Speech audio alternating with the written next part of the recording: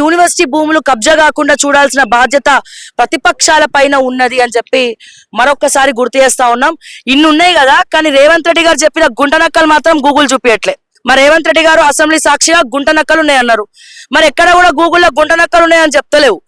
జింకలు ఉన్నాయనే చెప్తుంది, పక్షులు ఉన్నాయనే చెప్తున్నారు, మొక్కలు ఉన్నాయనే చెప్తున్నారు, ఇవన్నీ చెప్తున్నారు తప్ప మిగతా ఈ గుంటనక్కలు ఎక్కడ కూడా కనబడట్లేదు సార్ రేవంత్ రెడ్డి గారు. నిజంగా చాలా బాధ అవుతా ఉంది. మీరు చేసేది ఒక పెద్ద తప్పు. మళ్ళా పోలీసు వాళ్ళని పంపించి మీరు నిన్న లాఠీ చార్జ్ చేయడం, విద్యార్థులను చూడకుండా, వాళ్ళ హక్కు ఇది, వాళ్ళ హక్కు, ఫ్రీడమ్ ఆఫ్ వాయిస్ వాళ్ళ హక్కు.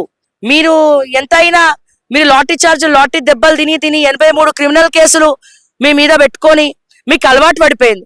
సో మీరు పెట్టుకున్నట్టు నేను అనుభవించినట్టు వీళ్ళు కూడా అనుభవించాలని చెప్పి కక్షగట్టి చేస్తున్నారా? ఇదంతా దేనికోసం చేస్తున్నారో, మీ ఆక్షన్ ఏందో, మీ ఆక్షన్ వెనకాల ఉన్నటువంటి కథలేందో అందరికీ కూడా తెలుసు సార్. సో ముఖ్యంగా ఈ రోజు గవర్నమెంట్ ఆఫ్ తెలంగాణ ప్రదేశ్ ఒక నోట్ రిలీజ్ చేయడం జరిగింది. ఆ నోట్ ఏంటంటే ఈ 400 ఎకరాలు హెచ్సియుది కాదు, ఈ 400 ఎకరాలు ప్రైవేట్ భూమి, ఇది మా స్టేట్ గవర్నమెంట్ కి సంబంధించి, ఇది మొత్తం ప్రైవేటైజేషన్ అయింది.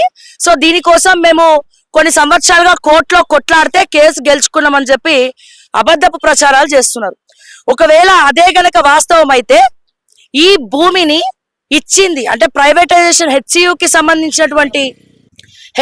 సంబంధించినటువంటి ల్యాండ్స్ ఇచ్చింది ఎవరు కేటాయించినారు? 2004లో వైఎస్ రాజశేఖర రెడ్డి గారు ముఖ్యమంత్రిగా ఉన్నప్పుడు ఆయన ఈ భూముల్ని ప్రైవేటైజేషన్ చేయడం జరిగింది. ఎందుకంటే గూగుల్ని అడిగినా దేని అడిగినా 2004లో వైఎస్ రాజశేఖర రెడ్డి గారి హయాంలో ఏదైతే గవర్నమెంట్ ఇందాక నోట్ రిలీజ్ చేసిందో, సో 2004లో వైఎస్ రాజశేఖర రెడ్డి గారి హయాంలో మరి భూములు కేటాయించారు, ప్రైవేటైజేషన్ కి కేటాయించడం జరిగింది, ప్రైవేట్ యాజమాన్యాలకు కేటాయించడం జరిగింది. అప్పటి నుంచి కోర్టులో కేసు నడుస్తూనే ఉన్నది. మరి ప్రత్యేక రాష్ట్రం ఏర్పడిన తర్వాత కల్వకుంట్ల తారక రామారావు గాని, కల్వకుంట్ల చంద్రశేఖరరావు గారికి గాని, లేకపోతే హరీష్ రావు గారికి గాని మరి అసలు ఈ కేసు కోర్టులో నడుస్తుందన్న విషయం ఏమైనా తెలుసా?